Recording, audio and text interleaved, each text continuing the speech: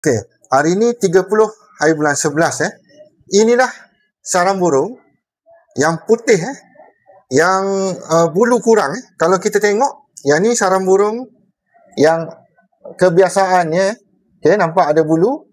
Jadi untuk bulan 11 dengan 12 ni sarang burung akan membuat sarang, tapi burung akan bertelur lah. Sebab apa tak bertelur?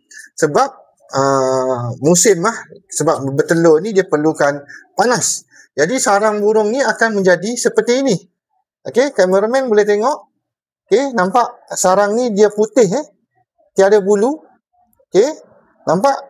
Dengan cuba kita bandingkan dengan sarang ini yang biasa pada bulan 1 hingga bulan 10 penghujung bulan 10.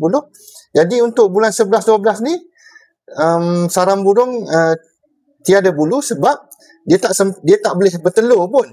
Dia buat sarang, okey. Lepas tu dia buat sarang tapi dia tak nak telur.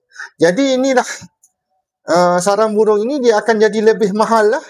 Okey, di China harganya boleh mencapai 5,000 hingga ke 6,000 1 kilo lah. Okey, sebab apa dia lebih mahal? Sebab dia tak perlu diproses Okey, nampak kita buang satu bulu, tengok kalau boleh buang ni, kalau pengepit sini kita boleh buang, terus kita boleh makan. Jadi keaslian dia memang betul-betul pure lah, pure asli lah. Okey, pure bahasa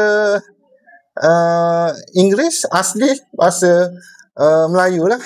Okey, jadi sebab itulah harganya melambung dan terjadinya sarang ini bila di penghujung bulan 10, 11, 12. Ini merupakan bonus lah untuk pengusaha.